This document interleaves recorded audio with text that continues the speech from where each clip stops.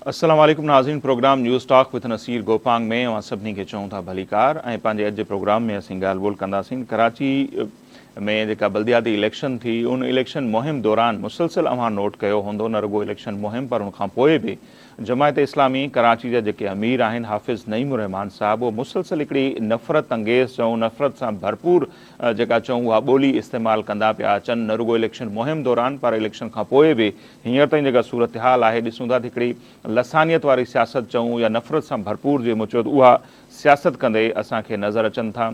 कॾहिं हू जेको आहे सो चवनि था त ग़ैर मक़ामी जेके माण्हू आहिनि कराची ते उहे क़ाबिज़ आहिनि, कॾहिं हू चवनि था त ब्यूरोक्रेसी जेका आहे उन ते तनक़ीद कंदे चवंदा त ग़ैर मक़ामी हिते पुलिस आहे, ग़ैर मक़ामी ब्यूरोक्रेट्स आहिनि, उन करे गवर्नेंस बि बहितर कोन्हे, ग़ैर मक़ामी पुलिस आहे उनजे करे हिते अमन अमान बि जी सूरत हाल बि ख़राबु आहे ऐं उहे सभु शयूं तॾहिं बहितर थींदियूं जॾहिं मक़ामी माण्हू जेके आहिनि उहे इक़्तिदार में ईंदा।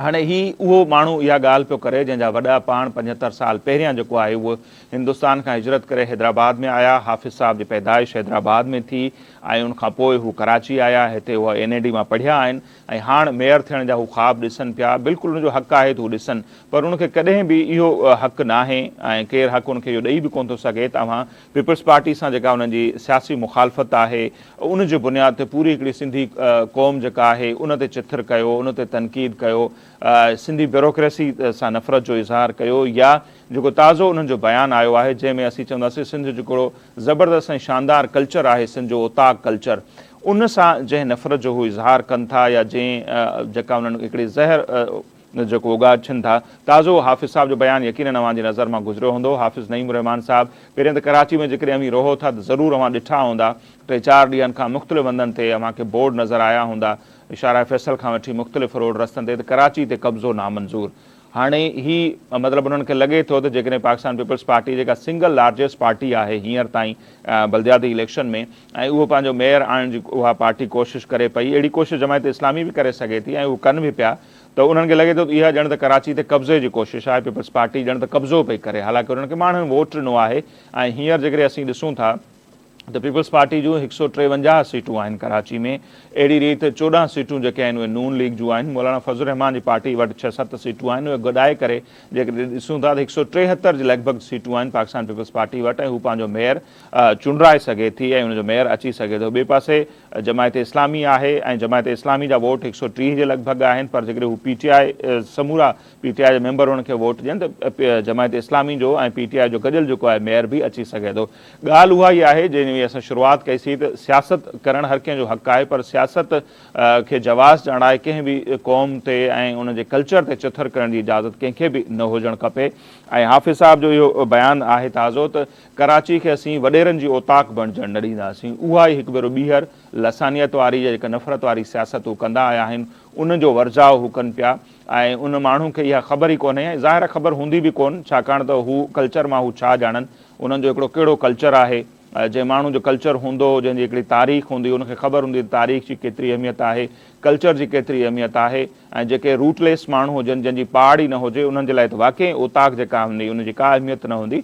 पर हाफ़िज़ साहब खे असीं ॿुधाईंदा हलूं त सिंध में जीअं ओताक आहे उहा इंतिहाई हिकिड़ो चए त मुहबत जो मर्कज़ आहे, उनजी हिकिड़ी तमामु घणी इंपॉर्टेंस आहे, अहमियत आहे। अहिड़ी रीति पंजाब में डेरा कल्चर आहे, ॿियनि सूबनि में असीं ॾिसूं था, बलोचिस्तान हुजे, ख़ैबर पख्तूनख्वा हुजे, उते उतां जूं हिकिड़ो पंहिंजूं रीतूं रस्मूं आहिनि ऐं ओताक जी तमामु घणी इंपॉर्टेंस आहे। जेके माण्हू उते अचनि था उन्हनि खे रहायो वेंदो आहे, उन्हनि जी ख़िदमत कई वेंदी आहे, हिकिड़ो कल्चरल जीअं चयोसीं त उनजो हिकिड़े अहम मक़ाम आहे।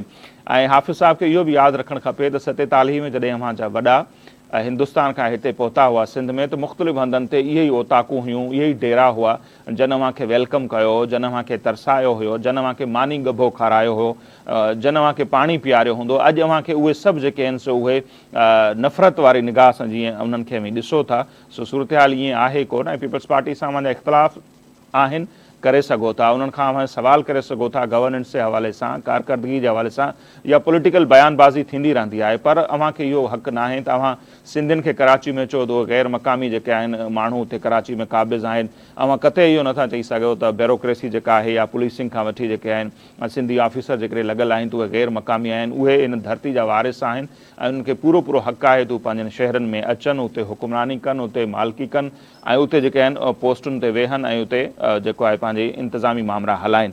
सो हाफ़िज़ साहब जी जेका इहा ॿोली आहे उहा उन्हनि जी सियासत जे लाइ, ख़ुदि जमायत इस्लामी जे लाइ केतिरी ख़तरनाक आहे, उन जा केतिरा नतीजा निकिरी सघनि था। अॼु जे प्रोग्राम में असीं उन ते ॻाल्हि ॿोल कंदासीं ऐं अव्हांखे ॿुधाईंदा हलूं त हीअ जेका नफ़रत अंगेज़ ज़बान हू इस्तेमालु कनि पिया था, उन जा नतीजा केतिरा ख़राब निकिरी सघनि था, उन ते वधीक ॻाल्हि ॿोल कयूं था। नसीर मेमुन साहब जेके आहिनि, पाण कंहिं बि तारुफ़ जा मोहताज न आहिनि, ज़बरदस्त क़िस्म जा लेखक, मुख़्तलिफ़ हंधनि ते उन्हनि जा आर्टिकल मां पढ़ंदा हूंदा ऐं उहे हींअर सस लाइन ते मौजूदु आहिनि। उन्हनि सां ॻाल्हि ॿोल कयूं था। हाफ़िज़ साहब जेका हीअ सियासत आहे ऐं जेका हू ॿोली इस्तेमालु कनि था, उन्हनि खे नसीर साहब कीअं था ॾिसनि।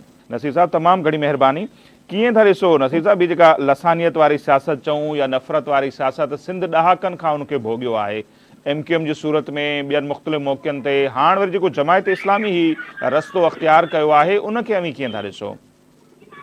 ॾिसो, मूंखे त हैरत आहे त एॾो ज़हरीलो तसुब रखंदड़ माण्हू पाण खे इस्लाम जा पोइलग सॾा आहिनि। सॼी दुनिया खे चवंदा आहिनि त असलियत करणु कुफ़र आहे। सॼी दुनिया खे चवंदा आहिनि त सॼी दुनिया जा मुस्लमान हिकु जहिड़ा आहिनि ऐं इंसान सभु बराबरि आहिनि, उनमें को बि वेछो कोन्हे इस्लाम जे हवाले सां, ऐं असां बि इन शइ में यकीन रखूं था। पर पोइ जेको संदन रवैयो आहे उहो समूरनि उन्हनि तइलीमात जे उबतड़ आहे जेके हू अवाम खे ॿुधाईंदा। ऐं इन मुनाफ़िक़त जे करे ई हिननि खे सियासत में को माण्हू लिफ्ट नथो कराए, को माण्हू पसंदि नथो करे। मूंखे त हैरत आहे त जमायत इस्लामी जी ॿिया क़यादत ऐं ख़ासि तौर ते सिंध मां जेके उते सिंधी, उर्दू या का बि ॿोली ॻाल्हाईंदड़ माण्हू जेके जमायत जो हिसो आहिनि, उहे इन सॼी हिकिड़ी किरियल क़िस्म जी छसी ज़बान ते छो चुप आहिनि।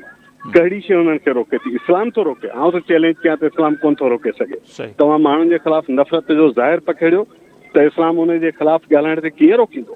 सो मुंहिंजो ख़्याल आहे त जेको कुझु हाफ़िज़ नईम करे थो उहो मुंहिंजो ख़्याल आहे त असांखे त 1970 जे ॾहाके में जेके अलबदर ऐं अलशम्स पढ़ी त उहो असांखे रिमाइंड थो कराए त असां अञा बि साॻिया आहियूं, असां बदिलिया न आहियूं। असां वटि अञा तसुब जो ज़हर साॻी मिक़दार में मौजूदु आहे, शायदि वधी वियो आहे। कल्चर खां उहो वाक़ुफ़ु कोन्हे, हुनखे ओताक वॾेरे इन्हनि शयुनि जी ख़बर न हूंदी, उहो कल्चरलेस माण्हू आहे। माज़रत छोकिरियां सिधी सही ॻाल्हि आहे, कल्चरलेस माण्हू, हुनखे कल्चर जी कहिड़ी ख़बर? जंहिंखे कल्चर जी ख़बर न आहे उहो कल्चर जो एतिराम कहिड़ो कंदो, कीअं सकाफ़तुनि जो एतिराम करणो माण्हू सिखंदो? ऐं इहा शइ बि इस्लामी तइलीमात जी बिल्कुलु उबतड़ आहे, केरु आर्ग्यू कंदो त आउं कंदुसि। सो मुंहिंजो ख़्याल आहे त नईम साहब जेको कुझु करे पियो उहो जमायत जी सियासी खॾ पियो खोटे। का बि चङाई न जमायत सां पियो करे, न कराची सां पियो करे, न सिंध सूबे सां, न पाकिस्तान सां, न इस्लाम सां, कंहिं बि शइ सां चङाई नथो करे। सिंध जा माण्हू इन ज़हरीले तसुब खे अॻु में बि रद्द करे चुका आहिनि। उर्दू ऐं सिंधी ॻाल्हाईंदड़ ॿिन्ही गॾिजी दहशतगर्दीअ जे उरूज जे दौर में दहशतगर्दीअ खे रद्द कयो हो। जीअं गन पॉइंट हटी तव्हां ॾिठो, उहे दहशतगर्दनि जा टोला तितर बितर थी विया, हुनखे को वोट हाणे नथो मिले। सो हिननि जो बि इहो ई हशर थींदो, केरु मेयर थींदो केरु न थींदो, इहा सेकेंडरी शइ आहे, प्रोसेस आहे पॉलिटिक्स जो। हुन में तव्हां अचो, ॿियो अचे, हिक ॿिए जूं जंगूं बि कढंदा आहिनि पॉलिटिशियन, हिक ॿिए खे पुठियां धिका बि ॾींदा आहिनि। पर ईअं पॉलिटिकल हिकु पार्टी सां तव्हांजो इख़्तिलाफ़ आहे, सौ बिस्मिल्लाह, पीपुल्स पार्टी जी सख़्तु मुखालफ़त कयो। वज़ीर आला सां इख़्तिलाफ़ आहे, वज़ीर आला ते तनक़ीद कयो। हुकूमत जा कम नथा वणनि, छिटी तनक़ीद कयो, असां बि कंदाऊं। पर उन जी आड़ वठी तव्हां हिन सूबे जे असलोकनि रहवासियुनि जे ख़िलाफ़ हिकिड़ी ज़हरीली ॿोली ॻाल्हायो। कंहिं बि ॿिए सकाफ़ती ग्रोह लाइ केरु ज़हरीली ॿोली ॻाल्हाए, मां हुनखे क़बूल न कंदुसि। असां इंसानियत जे बुनियादी तसवर जा हामी आहियूं, तंहिं करे जेको हाफ़िज़ रहमान करे थो सख़्तु मुज़मत लाइक़ु आहे। हुन पंहिंजी असलियत खे खोले असां सभिनी खे पंहिंजी असलियत बार बार यादि पियो ॾियारे। बिल्कुलु, ऐं उहा ई ॻाल्हि नसीर साहब असां बार बार प्रोग्रामनि में कंदा आहियूं। तव्हां गवर्नेंस ते सवाल कयो, पीपल्स पार्टी अव्हां जी मुख़ालिफ़ पार्टी आहे, उन ते जेतिरी तनक़ीद थी सघे, पर पूरी हिकिड़ी क़ौम जेका सिंधी क़ौम, उन्हनि जे लाइ इहो चवणु त जीअं उन्हनि पहिरियों चयो त गैर मक़ामी जेके आहिनि माण्हू उहे कराची ते क़ाबिज़ थी विया आहिनि। मतिलबु असीं जेके लाड़काणे, सक्कर, शिकारपुर या सागड़ मां अचूं था त उहे गैर मक़ामी आहियूं, जेके 75 साल पहिरियां हिंदुस्तान खां हिजरत करे आया, पहिरियों उन्हनि जा वॾा अची हैदराबाद में वेठा, उते हाफ़िज़ साहब जी पैदाइश थी, उहे कराची में आया, हाणे कराची जो मेयर थियण जा ख़्वाब ॾिसनि था, बिल्कुलु ॾिसनि। हाणे उहे जेके आहिनि मक़ामी थी विया, असां गैर मक़ामी आहियूं। ब्यूरोक्रेसी ते हू मुसलसल तनक़ीद पिया कनि, चवंदा त कराची में तेसिताईं अमन न थींदो जेसिताईं मक़ामी पुलिस न हूंदी। मक़ामी पुलिस मां ख़बर न आहे हुननि जो छा मतिलबु आहे। मतिलबु जेकॾहिं IG को सिंधी लॻल आहे, एडिशनल IG को सिंधी लॻल आहे, या ॿिया ब्यूरोक्रेसी में चीफ सेक्रेटरी सिंधी आहे, त उहे गैर मक़ामी थी विया हाफ़िज़ साहब जी नज़र में। जी, मक़ामी पुलिस मां हुनजी मुराद शायदि अलबदर ऐं अलशम्स जा रत प्याक टोला जेके आहिनि न, उन्हनि खे उहो मक़ामी पुलिस सम्झंदो हूंदो। ही माण्हू जीअं त मूं चयो न त कल्चरलेस आहिनि ऐं रूटलेस आहिनि, न हिननि जूं पाड़ूं आहिनि, न हिननि जी धरती आहे, न हिननि जी सकाफ़त आहे, न ही माण्हुनि सां जीअण मरण सिखिया आहे। तंहिंजे करे हू हर कंहिंखे हिते गैर मक़ामी था सॾनि। संदसि डोमिसाइल, संदसि वॾनि जा डोमिसाइल कढी अॼु तय करे सघिजे थो त गैर मक़ामी केरु आहे। मां ज़ाती तौर सम्झां थो जेके माण्हू सिंध में आबाद आहिनि ऐं सिंध खे पंहिंजो दाइमी मुस्तक़िल वतन सम्झनि था, सिंध जे मफ़ादनि सां मुख़लिस आहिनि, सिंध जे तरक़ीअ सां मुख़लिस आहिनि, सिंध जी सियासत खे तसुबनि खां मथां रखणु चाहिनि था, उहे भली कहिड़ी बि ॿोली ॻाल्हाईंदा हुजनि, उहे किथां बि आयल हुजनि, मां उन्हनि खे पंहिंजो हिसो सम्झां थो।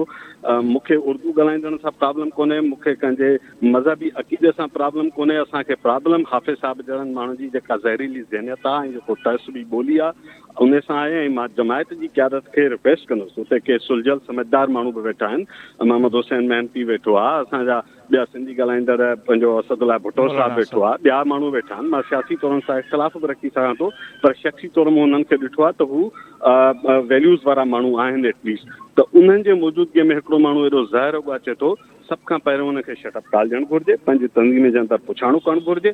ऐं हीउ रुॻो हाफ़िज़ नईम जी पर्सनैलिटी ते दाव कोन्हे, हीउ हाफ़िज़ नईम पंहिंजे पाण जी असलियत खे रुॻो नंगो न पियो करे, पूरी जमायत खे एक्सपोज़ कयो अथई, पूरी जमायत खां नफ़रत पियो कराए सिंध जे माण्हुनि खे, रुॻो सिंध जे माण्हुनि खे न, हर उहो माण्हू जेको महज़िब तरीक़े सां इंक्लूसिव पॉलिटिक्स ऐं इंक्लूसिव कल्चर में यकीन रखे थो। मां इस्लामाबाद में कई गैर सिंधी ॾिसां पियो जेके चवनि था त कहिड़ी ॿोली था ॻाल्हाइनि जमायती, पर इहा हिननि जो तारीख़ बि अहिड़ी आहे, बदकिस्मती सां हिननि माज़ीअ में बि दहशतगर्दीअ जी हिमायत कई। जॾहिं असुलका रहवासी पंहिंजा हक़ बांग्लादेश जा घुरी रहिया त हीउ उते जा गैर मक़ामी आहे, ऐं तॾहिं हुन असुलकनि माण्हुनि जे ख़िलाफ़ हिननि ऑपरेशन करायो, तशदुद कयो, रतो छाण कई, उन्हनि माण्हुनि खे मारायूं। सो हीउ पाण जीअं त गैर असुलोका ऐं गैर मक़ामी आहिनि, त इन ख़ौफ़ में त असुलोका माण्हू जागी पिया, उहे कराची में अचनि पिया, शहर खे ओन कनि पिया। इन ॾहका में ही फांसी विया आहिनि, हिननि खे वोट न पिया मिलनि, माण्हू हिननि खे रद्द कनि था। उर्दू ॻाल्हाईंदड़ बि हिननि खां नफ़रत करणु लॻा आहिनि, हिन रवैनि जे करे केतिरा ई मां सुञाणा जेके हिन जे रवैनि खां नफ़रत कनि था। त इन जे करे हाणे हिननि खे परेशानी आहे, इन जे करे इहा ॿोली ॻाल्हाए पंहिंजो ज़हर उगा अचनि था, जंहिंमां हिननि खे सियासी तौर कुझु बि हासिलु कोन थींदो। सही। अच्छा नसीर साहब, जीअं अव्हां चयो त रूट लेस आहिनि या कल्चर लेस आहिनि, त वाकई शायदि तॾहिं हिननि खे इहो अंदाज़ो कोन्हे त ओताक जी केतिरी अहमियत आहे। कंहिं बि ॻोठ में, कंहिं बि पाड़े में जिते ओताक हूंदी आहे त उते केतिरा अची माण्हू तरसनि था, जिन खे ज़ाहिर आहे ॻोठनि नंढनि नंढनि में त रिहाइश को होटल या हिकु गेस्ट हाउस न हूंदा आहिनि, पर ओवरऑल कल्चर हिसाब सां जेकॾहिं कल्चरल हिसाब सां ॾिठो वञे त ओताक जी केतिरी अहमियत आहे हिन रूटलेस माण्हुनि खे जेकॾहिं अमी ॿुधाइणु चाहियो, जिन खे हू माना हिकिड़ो नफ़रत जे इस्तारे तौरु यूज़ था कनि, कॾहिं वॾेरे खे, कॾहिं सरदार खे, हाणे उन्हनि खे ओताक बि जेको आहे उन नफ़रत वारे अंदाज़ में कराची खे वॾेरनि जी ओताक थियणु न ॾींदासीं। भई ओताक जी हिकिड़ी अहमियत आहे।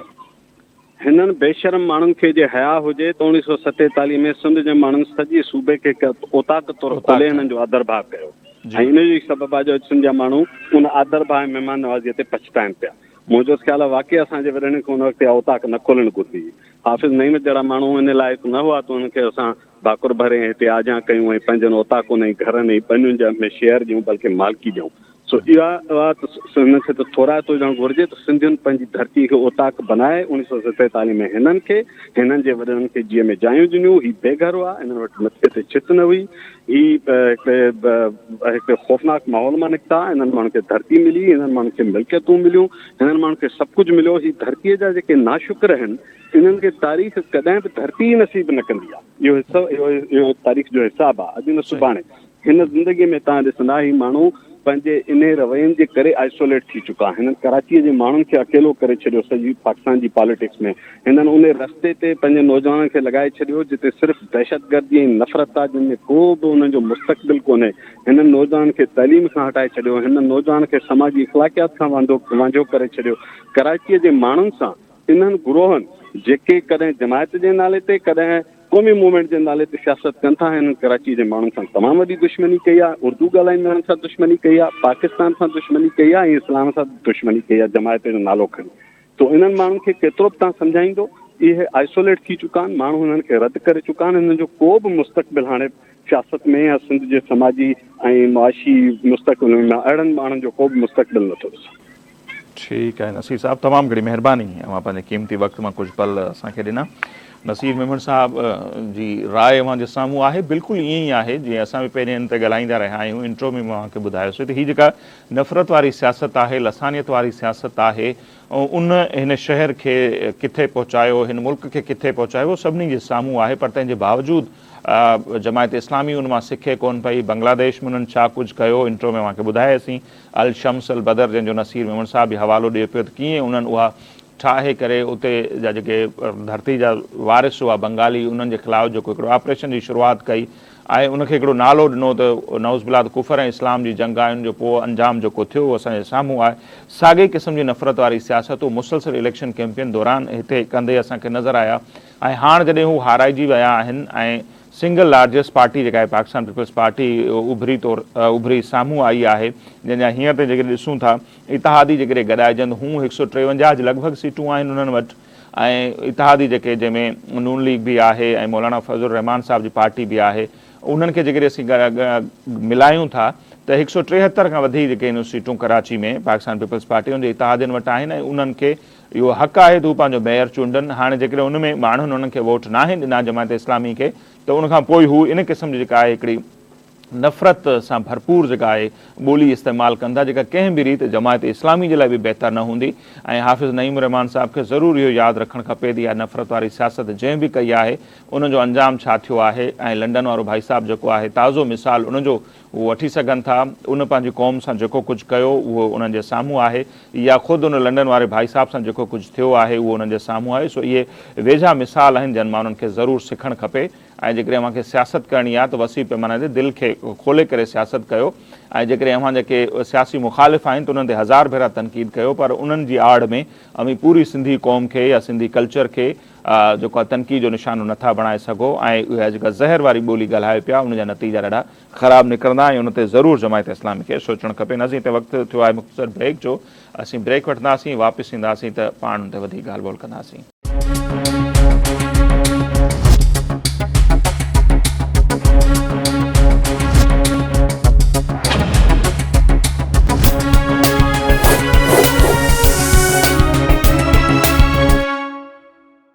जी नाज़रीन, ब्रेक खां पोइ हिकु भेरो ॿीहर अव्हांखे प्रोग्राम में चऊं था भलीकार, ऐं असीं ॻाल्हि ॿोल करे रहिया हुआसीं जमायत इस्लामी, ख़ासि तौर ते जमायत इस्लामी कराची जा जेके अमीर आहिनि ऐं मुसलसिल जेको आहे उहा लसानियत वारी सियासत चऊं या जेका नफ़रत सां भरपूर सियासत कंदा था अचनि, उन ते ई पाण ॻाल्हि ॿोल करे रहिया हुआसीं। ऐं जेको उन्हनि जो ताज़ो बयानु आयो आहे उन ते ॻाल्हायोसीं पिया। डॉक्टर अयूब शेख साहब जेके आहिनि सीनियर सहाफ़ी ऐं तज़िया निगार, उहे असां टेलीफोन लाइन ते मौजूदु आहिनि।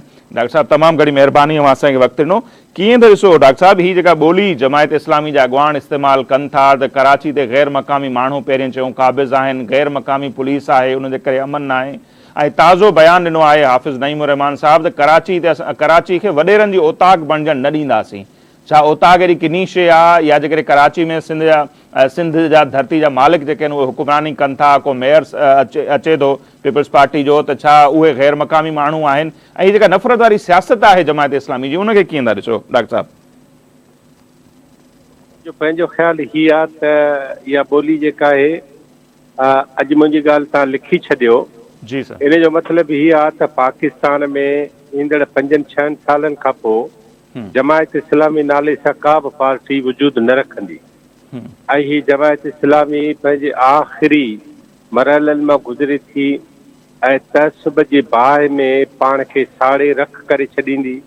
हू सम्झनि था त तहसुब वसीले हू शायदि एमक्यूएम खां ताक़तवर थी वेंदा। हू सम्झनि था त शायदि तहसुब साड़ ऐं कीने बुग़्ज़ जे करे हू शायदि अॻिते वधी वेंदा। इन सां हुननि जो कुझु बि थियणो कोन्हे। हिकिड़ो नुक़सानु इहो थींदो त जंहिं इस्लाम जा हू दावेदार ऐं ठेकेदार रहिया आहिनि, उन इस्लाम जी दावेदारी ऐं ठेकेदारी ऐं उन जा सॼा मामला उहे उन्हनि खे ॻिचे में पवंदा। ऐं हाणे मज़हबी तौर ते माण्हुनि में जेका नफ़रत पैदा थींदी जमायत इस्लामी ऐं उन जे सरकर्दा माण्हुनि जे ख़िलाफ़, जेके सिंधी माण्हुनि खे नालो ॾेई वेठा आहिनि त सिंधी वॾेरा आहिनि, जेके सिंधी माण्हुनि खे नालो ॾेई वेठा आहिनि त सिंधी कराची ते क़ाबिज़ आहिनि, जेके सिंधी माण्हुनि खे नालो ॾेई वेठा आहिनि त ही इंटीरियर सिंध मां आया आहिनि। मां त आयुसि लाड़काणे मां, मां त आयुसि सखर ऐं घोटकी शिकारपुर ऐं जेकाबाद मां, मां त आयुसि सरपारकर ऐं टंडे मोहम्मद ख़ान टंडे अलायार मां। पर जेके माण्हू राजस्थान मां आया, जेके माण्हू यूपी ऐं सीपी मां आया, जेके माण्हू बिहार मां आया, उन्हनि जे हिसाब में मां उन्हनि खे छा चवां? जेकॾहिं असीं ओताकी ऐं असीं क़ाबिज़ माण्हू आहियूं त उहे जेके हिंदुस्तान मां यूपी ऐं सीपी जा माण्हू आया, उहो ख़ुदि नईम हाफ़िज़ पंहिंजो क़िबलो दुरुस्त करे ऐं उनजी डेफिनेशन असांखे ॿुधाए त हू क़ाबिज़नि जी कहिड़ी पोज़ीशन ते बीठा आहिनि ऐं हू पाण खे कहिड़ो क़ाबिज़ था सम्झनि। ॿी ॻाल्हि इहा आहे वॾेरे जी ओताक आहे या न आहे, सिंधी माण्हू पंहिंजा मसइला पाण हल कंदा, सिंध जा माण्हू पंहिंजा मसइला पाण हल कंदा। कमाल जी ॻाल्हि इहा आहे त पाकिस्तान ठहण खां पोइ सिंध अकेलो सूबो आहे जंहिं पंहिंजा शहर विञाया मुल्क ठाहे, सही, जंहिं पंहिंजी तहज़ीब, पंहिंजी सकाफ़त, पंहिंजे सॼे कल्चर खे स्टेक ते रखी छॾियो। ऐं असां हिकिड़े वॾे सर्वाइवल जी वेड़ में रहियासीं जिते सिंध लिखणु ॾोहो, जिते ॿोली में ॻाल्हाइणु ॾोहो, जिते सिंधी सॾाइणु ॾोहो। उन समूरनि मरहलनि मां असां पार पइजी विया आहियूं। अल शम्स ऐं अल बदर वारा 30 लख बंगाली क़त्ल कयाऊं न, बिल्कुलु उन दौर जे यहया ख़ान सां गॾिजी। भले 2-3 लख हिते बि सिंधी क़त्ल थी वेंदा, पोइ तव्हांजो छा थींदो? पोइ तव्हांखे दुनिया में काथे बि जाइ न हूंदी जिते तव्हां निमाज़ बि पढ़ी सघो, सही, ऐं जिते तव्हां दावा करे सघो त ख़ुदा जे वेझो तव्हां ई आहियो। अवां न ख़ुदा जे वेझो आहियो, न कंहिं निमाज़ुनि जे वेझो आहियो, न कंहिं मज़हब जे वेझो आहियो। अवां मज़हब जे नाले में फितनो पैदा कंदड़ हिकिड़ी धुर आहियो जंहिं पंहिंजो नालो त इस्लाम ते रखी छॾियो, पर असल में उनजो कमु फसाद फैलाइणु। सही। अलामा आख़िर में इक़बाल डॉक्टर साहब, चयो जी, त दीन मुल्ला फसाद फी सबीलिल्लाह, सो ही मुल्ला जो जेको दीन आहे उनखे फी सबीलिल्लाह फसाद ई पैदा करिणो आहे, त सभु उनजो वॾे में वॾो पेट्रोल ऐं तेल जो कमु थो करे। सही। ऐं उहे वॾा दावेदार आहिनि त ज़ाहिर आहे वरी उन ते कंदासीं हिकिड़ो डिघो बहस थी ईंदो। बिल्कुलु अल शम्स अल बदर खां इवन पाकिस्तान ठहण जी मुखालफ़त इन ई जमायत इस्लामी कई, कंहिंखां लिकल आहे। अॼु वरी उहो साॻी उन नफ़रत वारी सियासत ते अची विया आहिनि। हाणे पीपल्स पार्टी जो जेकॾहिं ॾिसूं था त सिंगल लार्जेस्ट पार्टी तौरु कामयाबु थी आई आहे इन बल्दियाती इलेक्शन में, ऐं 173 जे लॻभॻि इतादिन समेत उन्हनि जूं सीटूं आहिनि। एतिराज़ इहो आहे त उन्हनि जो मेयर न अचे। भई तव्हांखे जेकॾहिं मैंडेट मिलियो आहे ऐं सेकेंड पार्टी अवां आहियो त उहो ठीकु आहे, पर जेकॾहिं पीपल्स पार्टी वटि आहिनि सीटूं, उन्हनि खे एतिराज़ आहे। पोइ मुर्तज़ा वहाब हुजे, सईद गनी हुजे, जेके हिन शहर जा पुट आहिनि। हाफ़िज़ साहब ज़ाहिर आहे हैदराबाद असांजो हिसो आहे, हाफ़िज़ साहब जी पैदाइश हैदराबाद जी आहे, उहे बि असांजा ई आहिनि। पर उहो माण्हू अची चए त मुर्तज़ा वहाब या सईद गनी जेके आहिनि से उहे हिन शहर जा पुट न आहिनि ऐं उन्हनि खे हक़ न आहे त उहे मेयर थियनि, हीउ इंसाफ़ आहे जमायत इस्लामी जो? मुंहिंजो पंहिंजो ख़्यालु हीअ आहे त सवली ॻाल्हि आहे, ऐं हीअ 2 ॾींहंनि जी ॻाल्हि आहे। 2 ॾींहंनि खां पोइ ही सभु जो सभु हिकिड़े नाकाम पॉलिटिशियन तौरु हाणे ॾिस न, हुननि वटि सवाइ बुग़्ज़ जे ॿियो कुझु न बचियो आहे। क़ुर पाक में आहे पंहिंजा पंहिंजा दलील खणी अचो, दलील खणी अचो। किथे आहिनि दलील? जेकॾहिं पॉलिटिक्स में असां ॾिसूं, पाकिस्तान पीपल्स पार्टी कराची में घणा दफ़ा पंहिंजा मेयर चूंडाया आहिनि, हर दफ़े ॿियनि जा मेयर चूंडिया आहिनि, त असां कॾहिं बि एतिराज़ न कयो आहे। पर जे हाणे पीपल्स पार्टी जो चूंडिजे थो त हुन में ख़राबी कहिड़ी आहे? तव्हांखे कंहिं बि माना में उन पार्टीअ जो माण्हू न खपे, बुनियादी ॻाल्हि इहा आहे। पर सवाल इहा आहे, सभु कुझु तव्हांजे चवण ते हले हा त हींअर तव्हां कॾो हुकूमतूं करे वेठा हुजो हा। तव्हांजो जेकॾहिं इस्लाम वारी दावेदारी ऐं ठेकेदारी सची हुजे हा, पाकिस्तान जा समूरा माण्हू इस्लाम जे ख़ातिर अव्हांखे वोट ॾियनि हा। अव्हांजो इस्लाम त ज़िया जे रेफरेंडम वारो आहे, अव्हां त ज़िया जा माण्हू आहियो, ज़िया जी बाक़ियात आहियो। अव्हां त ज़िया जे ज़ुल्म मां जेके पैदा थियल शयूं आहिनि उन्हनि सभिनी जी हिकिड़ी निशानी आहे। सही, ठीकु आहे डॉक्टर साहब, तमामु घणी महिरबानी अव्हां असांखे वक़्तु ॾिनो। नाज़रीन, डॉक्टर अयूब शेख साहब जी राय अव्हांजे साम्हूं आहे। ॻाल्हि उहा ई आहे त जमायत इस्लामी जो करेक्टर कंहिंखां लिकल कान्हे, उन्हनि जो माज़ी या उन्हनि जो जेको हाल आहे उहा सभिनी जे साम्हूं आहे। ऐं जेको कुझु हीअ कनि पिया, पंहिंजे पाण खे एक्सपोज़ पिया कनि, पंहिंजे पाण खे निर्वार पिया करनि माण्हुनि आॾो। ऐं उन्हनि खे ज़रूरु इहो यादि रखणु खपे त जंहिं बि इहा सियासत कई आहे नफ़रत वारी, लसानियत वारी, उनजो अंजाम छा थियो आहे। सो अनक़रीब जेकॾहिं इन सियासत खे उन्हनि कंटिन्यू कयो त उन्हनि जो हशर ऐं उन्हनि जो अंजाम बि उहो ई थियणो आहे जेको ॿियनि सां थियो आहे।